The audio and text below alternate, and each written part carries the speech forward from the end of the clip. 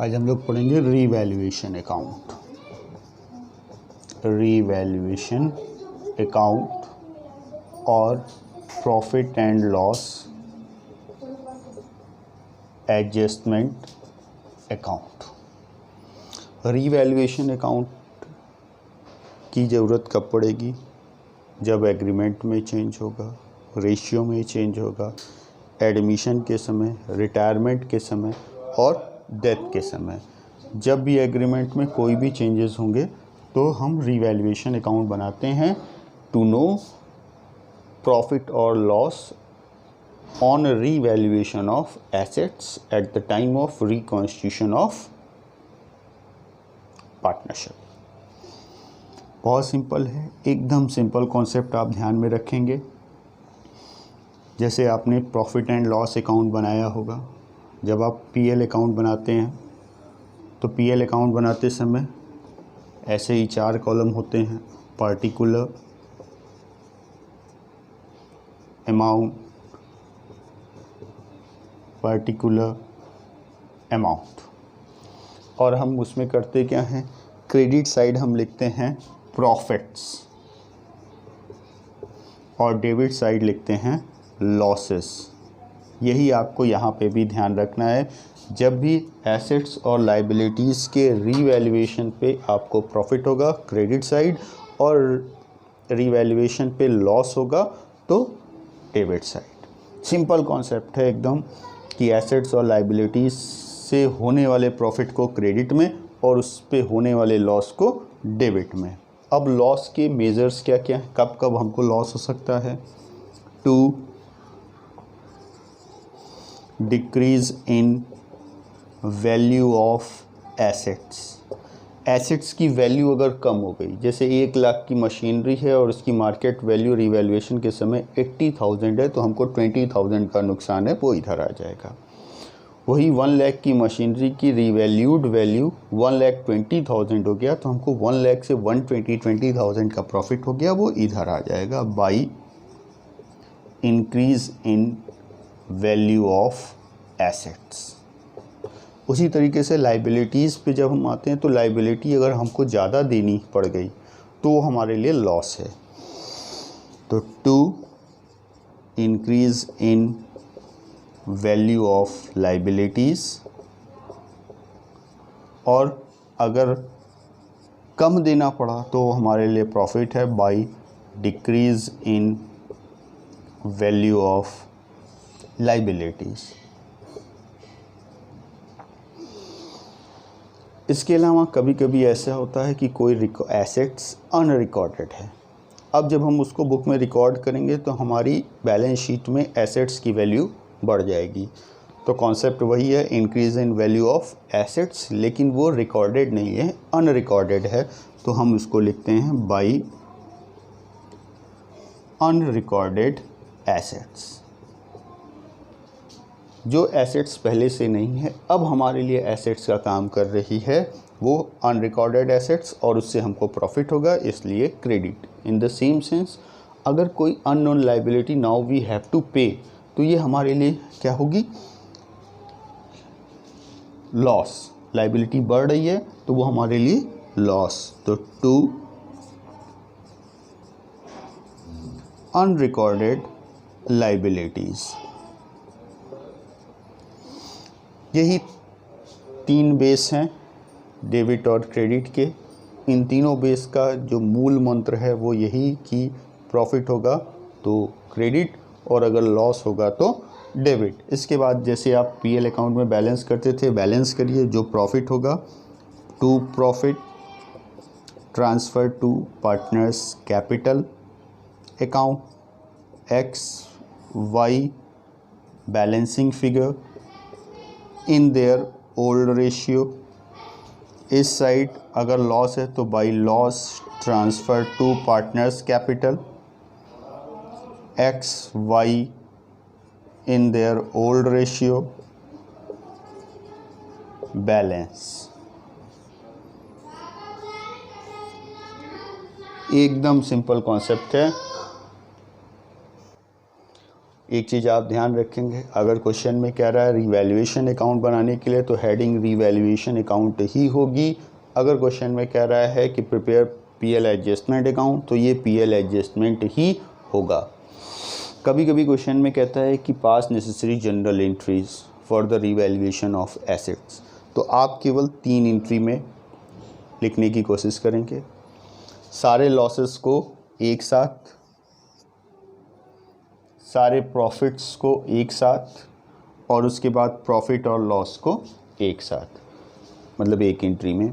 तो कुल 3 एंट्री, एक एसेट्स और लायबिलिटीज़ से होने वाले लॉस के लिए, एक एसेट्स और लायबिलिटीज़ से होने वाले प्रॉफिट के लिए, एक ओवरऑल प्रॉफिट और लॉस के लिए।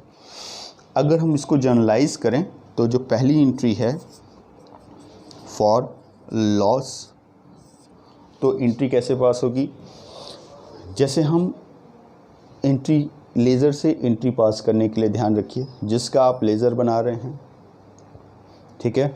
तो अगर डेबिट वाला रिकॉर्ड करना है तो वो डेबिट में आएगा, क्रेडिट वाला रिकॉर्ड करना है तो वो क्रेडिट में आएगा, ठीक है। तो revaluation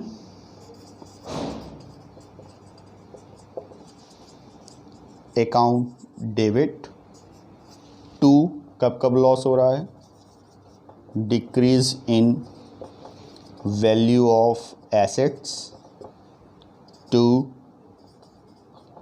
increase in value of liabilities to unrecorded liabilities। ये हो गया आपका लॉस के लिए एंट्री। प्रॉफिट के लिए entry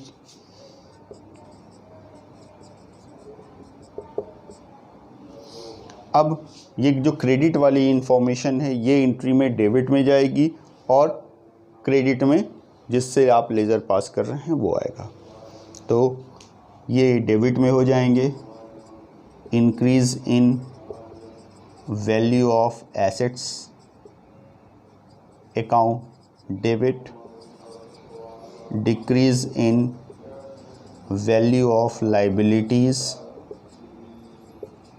account debit, unrecorded assets account debit to revaluation account, and last profit और लॉस के लिए, ओवरऑल प्रॉफिट और लॉस के लिए, ओवरऑल प्रॉफिट। तो ओवरऑल प्रॉफिट में आप देखिए तो फिर प्रॉफिट क्रेडिट में है, डेबिट में सॉरी, तो ये क्रेडिट में आ जाएगा, और रिवैल्यूएशन डेबिट में। तो revaluation account debit to partners capital account, profit in old ratio. Overall loss के लिए यही एंट्री रिवर्स हो जाएगी, partners capital account debit to revaluation account. ये आपका बेसिक कॉन्सेप्ट था। ध्यान रखिएगा कि जब आप पोस्टिंग करते हैं तो सारी एसेट्स और लायबिलिटीज़ के लिए वही नाम हम यूज़ करते हैं जो एस बैलेंस शीट में शो कर रहा है, लेकिन डेटर्स से रिलेटेड एडजस्टमेंट के लिए हम डेटर नहीं लिखते, बाई डेटर और टू डेटर हम नहीं लिखते, उसकी जगह हम bad debts, provision for bad debts, provision for doubtful dates का यूज़ करते हैं। इसके अलावा एक बेसिक कॉन्सेप्ट और आप ध्यान रखेंगे, जब आपको एंट्री पास करनी है तो डेबिट वाली इंफॉर्मेशन में आप देखिए टू टू टू टू, जब हम एंट्री पास करते हैं तो टू वाली इंफॉर्मेशन कहाँ जाती है, क्रेडिट में। तो एकदम सिंपल, टू मतलब क्रेडिट, बाई मतलब डेबिट। बाई हम लिखते नहीं हैं, वो बाई डिफ़ॉल्ट हम एज्यूम कर लेते हैं, तो बाई वाली इंफॉर्मेशन डेबिट, टू वाली इंफॉर्मेशन क्रेडिट, बाकी जो एक साइड बचा वहाँ पे जिससे आप लेज़र बना रहे हैं, जिसका लेज़र बना रहे हैं वो अकाउंट पोस्ट हो जाएगा।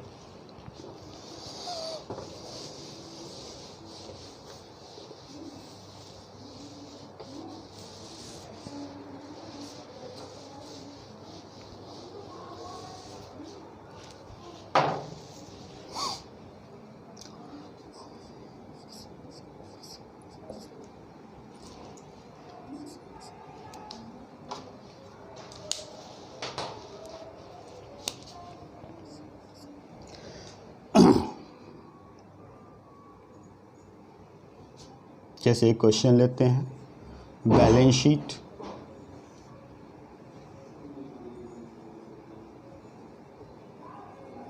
मशीनरी ₹80,000।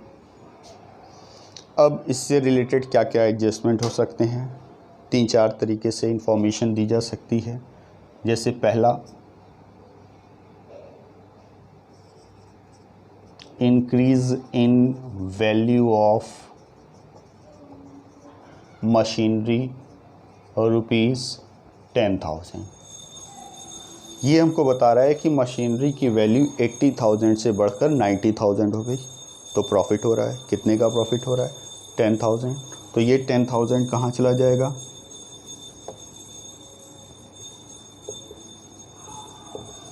रिवैल्यूएशन अकाउंट में credit side by machinery 10,000।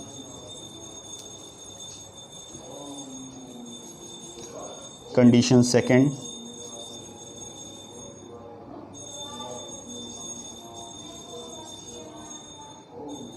Value of machinery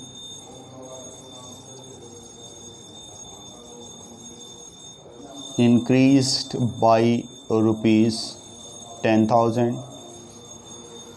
ये कॉन्सेप्ट और ये कॉन्सेप्ट दोनों एक ही मतलब है, कोई चेंज नहीं है। थर्ड,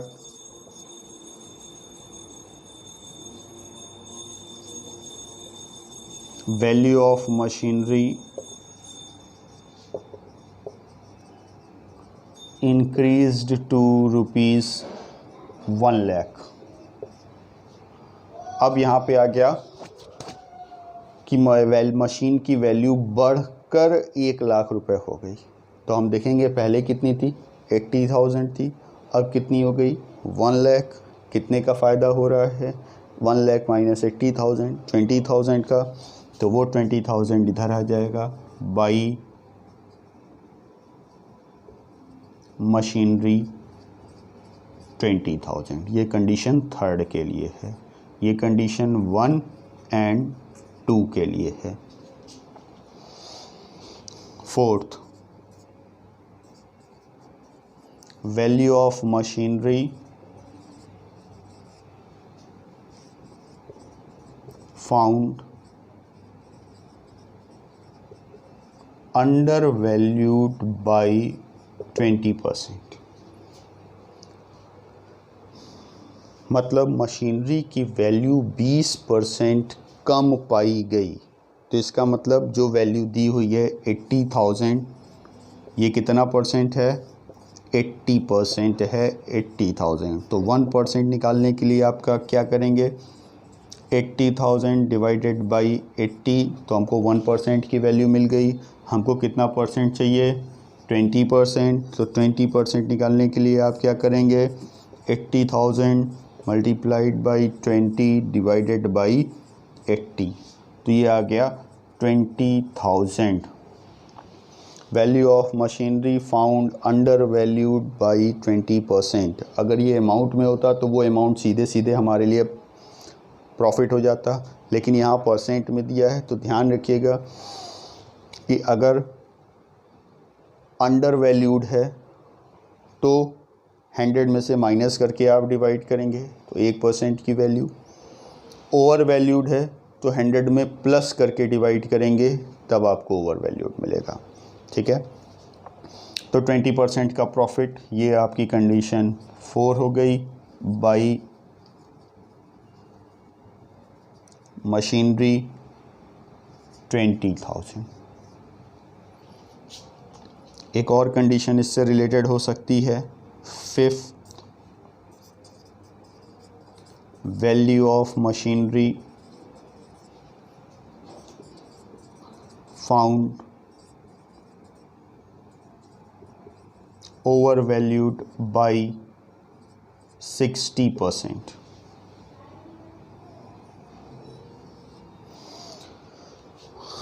मशीनरी की वैल्यू 60% से बढ़ी हुई है। तो अभी आपको हमने बताया कि ये जो वैल्यू दी हुई है 80,000, ये कितना परसेंट है, ये है 60% अधिक किससे, 100% से, तो ये हो गया 160%। 1% निकालने के लिए आप क्या करेंगे, 80,000 डिवाइडेड बाई 160, और आपको कितना परसेंट चाहिए, 60% चाहिए, तो 80,000 divided by 160 multiplied by 60,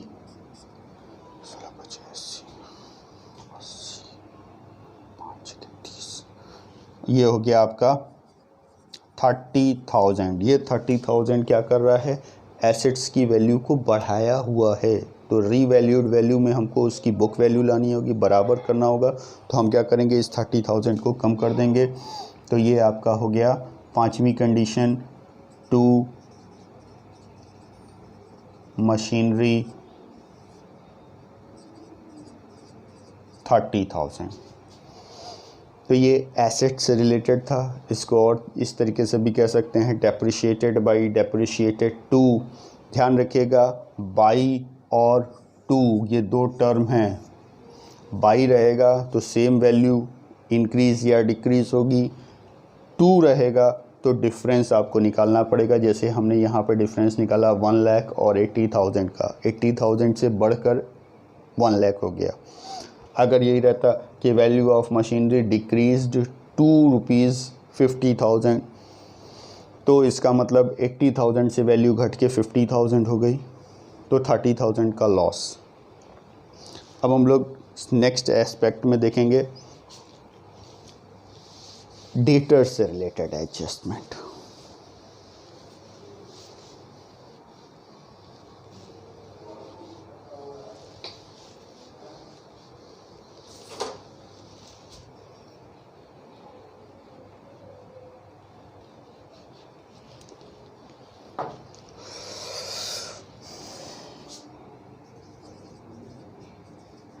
debtors 50,000, ये सबसे सिंपल कंडीशन है। बैलेंस शीट में डेटर्स की वैल्यू दी हुई है, उसके साथ कोई प्रोविज़न नहीं दिया है। तो अब अगर क्वेश्चन में कह रहा है कि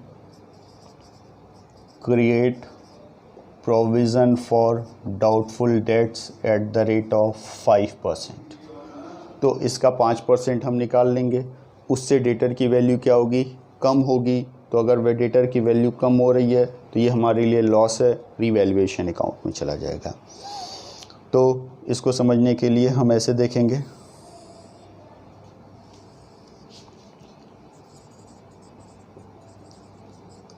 रीवैल्यूएशन अकाउंट और रिवाइज्ड बैलेंस शीट, दोनों में इम्पैक्ट आप देखेंगे। तो पहले हम बैलेंस शीट से सॉल्व करते हैं तो हमको आसानी रहेगी समझने में। डेटर्स 50,000 माइनस प्रोविज़न कितना है 5%, तो 50,000 का 5% 2,500, बैलेंस 47,500। ये 2,500 हमारे लिए लॉस है, तो ये to provision for doubtful debts 2,500। एकदम सिंपल। कभी कभी क्वेश्चन में दो एडजस्टमेंट साथ में हो सकती हैं। Create provision for doubtful dates 5%, bad debts ₹10,000। अब यहाँ पे दो एडजस्टमेंट हैं, तब आप क्या करेंगे, फाइनल अकाउंट में भी आपने पढ़ा होगा 11th में कि जब डेटर्स पे bad debts, provision for bad debts and provision for discount on debtor होता है, तो इनको सॉल्व करने का सीक्वेंस भी हमेशा क्या होगा, सबसे पहले बैड डेट्स, उसके बाद प्रोविज़न फॉर डाउटफुल डेट्स, उसके बाद provision for discount on debtor. ये 3 ऑर्डर होगा। तो पहले यहाँ पे हम क्वेश्चन में ऊपर नीचे से कोई फ़र्क नहीं पड़ता, आप सबसे पहले किसका एडजस्टमेंट करेंगे, प्रोविज़न फॉर बैड डेट्स का। तो डेटर्स में से सबसे पहले हम माइनस करेंगे बैड डेट्स, कितना रुपए दिया हुआ है 10,000। अगर ये परसेंट पे होता तो परसेंट का कैलकुलेशन कर लेते, 10,000 बैलेंस 40,000, ये 10,000 हमारे लिए लॉस है, तो रिवैल्यूएशन में आप क्रेडिट कर देंगे टू बैड डेट्स 10,000।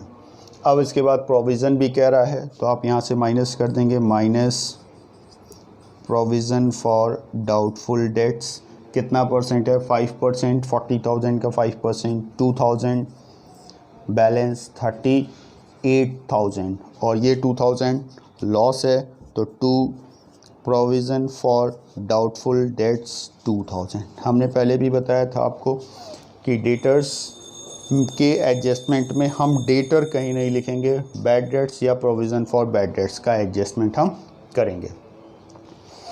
अगली कंडीशन देखते हैं, जब डेटर में कोई इन्फॉर्मेशन दी हो, जैसे debtors 50,000, provision for doubtful dates 3,000।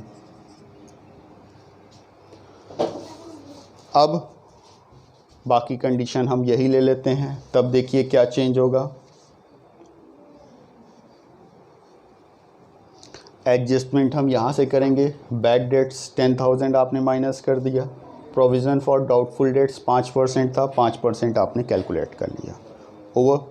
अब हम आते हैं इसका रिफ्लेक्शन, तो यहाँ पे पहले से बैड डेट्स नहीं है, यहाँ पे है, तो बैड डेट्स आप एज इट इज़ लिख दीजिए, to bad debts ₹10,000, bad debts 10,000। अब प्रोविज़न फॉर डाउटफुल डेट्स यहाँ पे 2,000 है और पहले से प्रोविज़न था 3,000, तो जब आप इसको कंपेयर करेंगे तो 3,000 का जो प्रोविज़न है वो अब घट के 2,000 हो गया, तो ये हमारे लिए क्या है, प्रॉफिट की कंडीशन है। कितने रुपए का प्रॉफिट है, 1,000 का, तो by provision for doubtful dates 1,000 ये आपका हो गया। कई बार टीचर बताते हैं कि प्रोविज़न और बैड डेट्स का एडजस्टमेंट करके फ़ाइनल वैल्यू आप लिख दीजिए, वो एस्पेक्ट भी सही है, गलत नहीं है, लेकिन ये आपका ईजीएस्ट वे है।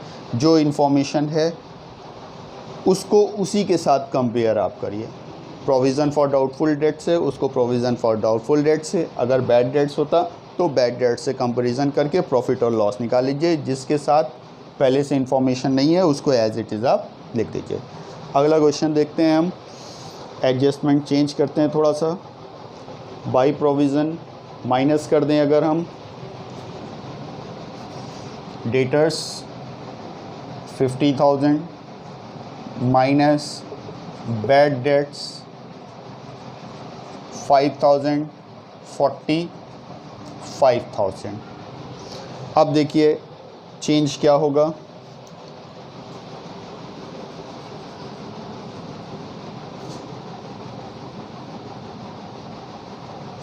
ये एडजस्टमेंट एज इट इज़ हैं, प्रोविज़न 5%, बैड डेट्स 10,000, तो हमको पहले इन्हीं एडजस्टमेंट को करना है, बाद में हम कंपैरिजन करके प्रॉफिट और लॉस निकालते। तो बैड डेट्स है 10,000, तो minus bad debts 10,000, balance 40,000, 5% 2,000, balance 38,000। ये आपका रिवाइज बैलेंस शीट कंप्लीट।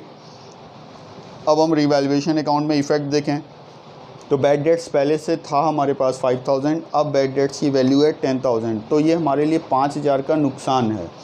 5,000 की लॉस की जगह अब 10,000 का नुकसान हो रहा है, तो टू बैड डेट्स 5,000, ये 5,000 और ये 5,000 मिला के 10,000 हो गया। आते हैं प्रोविज़न, पहले से कोई प्रोविज़न नहीं है, तो ये हमारे लिए नया प्रोविज़न बन रहा है, तो to provision for doubtful debts 2,000। दूसरी कंडीशन, अगर मान लीजिए यहाँ पे 15,000 होता तो 10,000, अब हमारे लिए 5,000 का प्रॉफिट हो गया, तो बाई बैड डेट्स लिखते 5,000, बचा हुआ डेटर्स बैड डेट्स का एडजस्टमेंट ख़त्म, डाउटफुल डेट्स जो हमारे लिए 2000 का नुकसान है वो सीधे हम यहाँ पे 2000 लिख देते और कोई चेंज नहीं होगा। ये था आपका डेटर्स से रिलेटेड एडजस्टमेंट। इसमें प्रोविज़न फॉर डिस्काउंट भी हो सकता है, तो एक स्टेप आप और बढ़ जाएंगे। प्रोविज़न फॉर डिस्काउंट देख लेते हैं। जैसे हम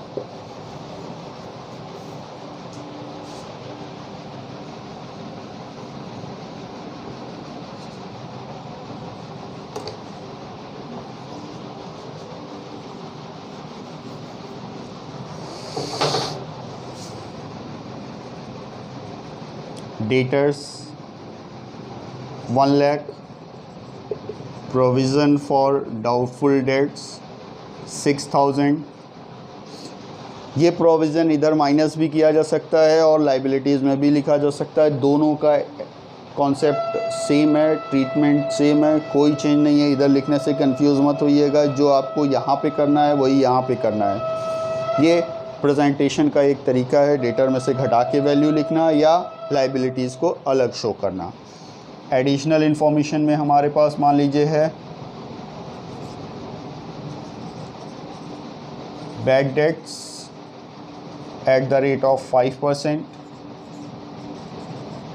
provision for doubtful dates at the rate of 10%, provision for discount on debtors 5%, 1%। अब हमारे पास 3 एडजस्टमेंट हैं। इन तीनों को सॉल्व करने का सीक्वेंस हमेशा यही होगा। सबसे पहले नंबर पे बैड डेट्स, दूसरे नंबर पे प्रोविज़न फॉर डाउटफुल डेट्स, तीसरे नंबर पे provision for discount on debtor. याद रखिएगा, इस ऑर्डर को आप कभी भी चेंज नहीं करेंगे। सबसे पहले बैड डेट्स, फिर प्रोविज़न फॉर बैड डेट्स, फिर प्रोविज़न फॉर डिस्काउंट। तो बैलेंस शीट से शुरू करते हैं। डेटर्स वैल्यू 1 लाख,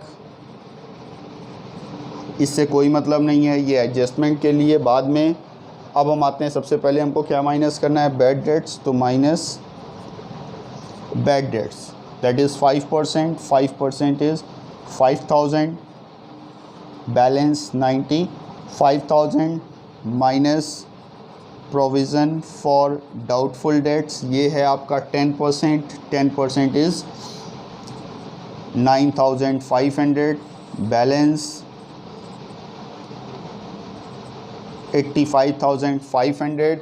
और उसके बाद प्रोविज़न फॉर डिस्काउंट है minus provision for discount 1%, 1% is 855, balance 54648, 84,645 is the final value of your debtor. अब हम आते हैं रिवैल्यूएशन अकाउंट में। रिवैल्यूएशन अकाउंट में जब हम एडजस्ट करेंगे तो यहाँ पे प्रोविज़न है, बैड डेट्स नहीं है, तो ये बैड डेट्स पूरा का पूरा as it is to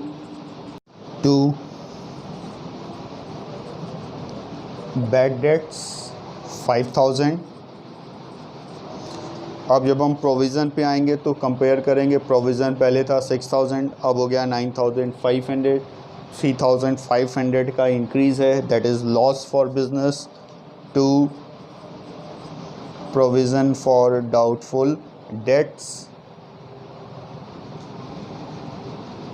9500 minus 6000, 3500।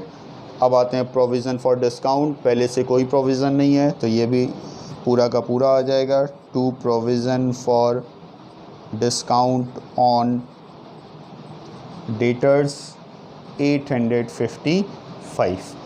ये आपका पूरा का पूरा पूरी प्रोसेसिंग थी रिवैल्यूएशन अकाउंट की। यही रिवैल्यूएशन अकाउंट आपको हर जगह काम आना है।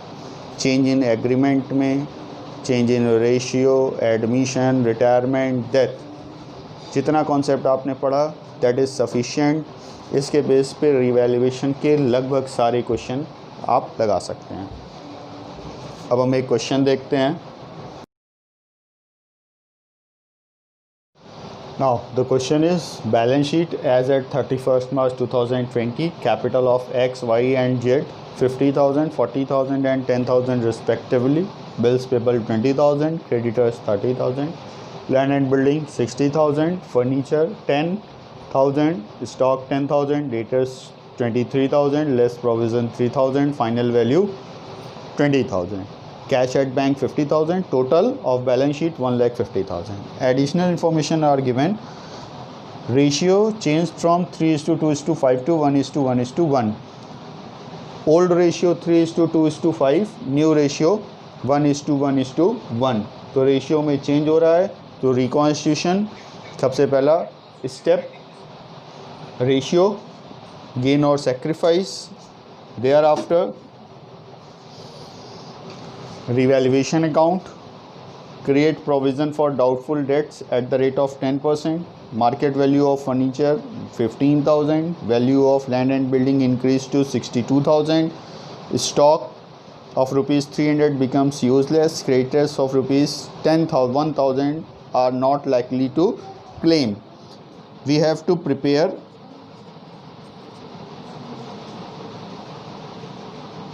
a revaluation account. तो सबसे पहले हम बनाएंगे revaluation account.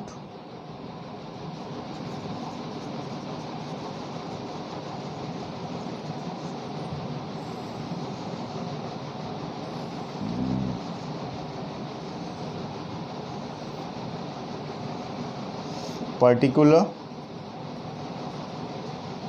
Amount, particular amount. Ratio का इम्पैक्ट रिवैल्यूएशन अकाउंट पे नहीं पड़ेगा. सेकेंड इन्फॉर्मेशन देखते हैं, create provision for doubtful dates at the rate of 10%. तो ये हमेशा ग्रॉस वैल्यू पे निकलेगा. अंदर जो वैल्यू होती है वो ग्रॉस वैल्यू, बाहर जो वैल्यू होती है दैट इज़ नेट वैल्यू.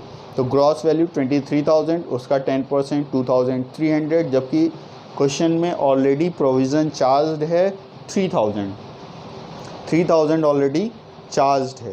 तो 2300 की जगह 3000 एक्स्ट्रा है, थोड़ा सा 700 एक्स्ट्रा चार्ज है. अब हम उसको कम करेंगे तो ये हमारे लिए profit by provision for doubtful dates 700. अगली information, market value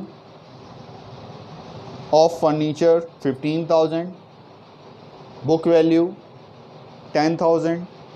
balance sheet में जो वैल्यू रहती है उसको हम बुक वैल्यू कहते हैं. Book value 10,000, market value 15,000. इसका मतलब वैल्यू बढ़ रही है. Profit by furniture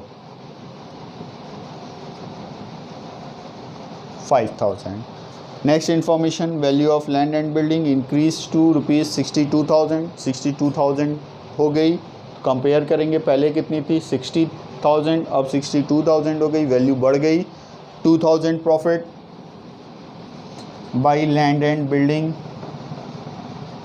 2,000. Next information, stock of rupees 300 becomes useless. 300 रुपये का स्टॉक ख़राब हो गया. तो ख़राब हो गया तो हमारे लिए लॉस है, तो डेबिट में आ जाएंगे. To stock 300, creditor of rupees 1,000 और नॉट लाइकली टू क्लेम. कह रहा है कि जो क्रेडिटर हैं वो 1,000 रुपये के, वो अब हमसे पैसा मांगने नहीं आएंगे. तो ये अगेन हमारे लिए प्रॉफिट हो गया, तो क्रेडिट में आ जाएगा बाई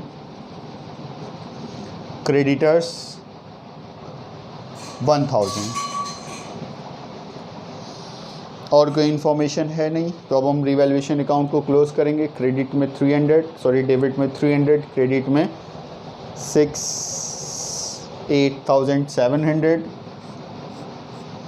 8,700. तो ये हमारे लिए प्रॉफिट हो गया.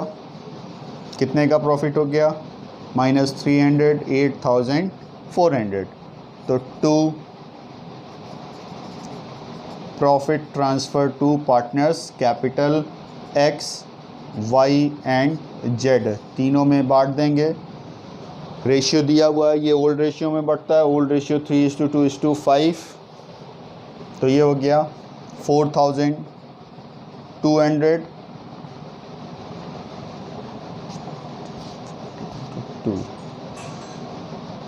1680 2520.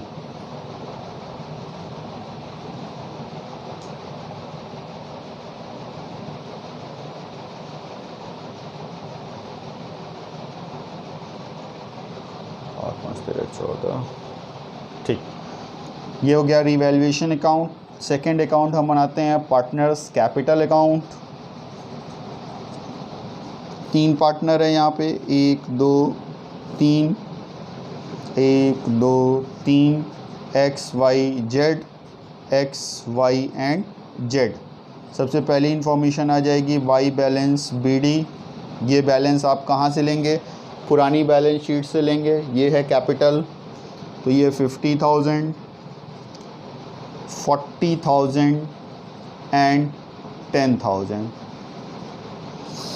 अब और कोई इन्फॉर्मेशन कैपिटल से रिलेटेड है नहीं, तो हम आएंगे रिवैल्यूएशन अकाउंट में। प्रॉफिट है, रिवैल्यूएशन में कैपिटल डेबिट हुआ है, तो इसका मतलब कैपिटल में ये इन्फॉर्मेशन अपोजिट साइड क्रेडिट में जाएगी बाई रिवैल्यूएशन।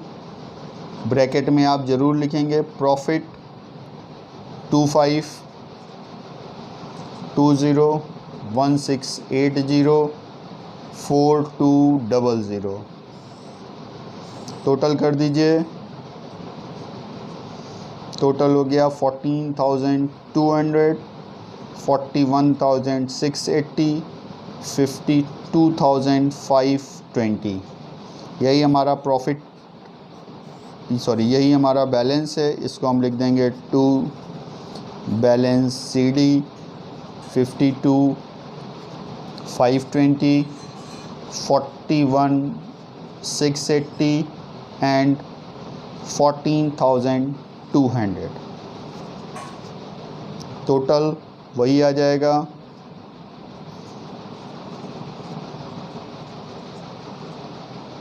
ऊपर अगर जगह बचती है तो एक लाइन आप खींच देंगे ताकि और कोई इन्फॉर्मेशन वहाँ पे ना लिखी जा सके।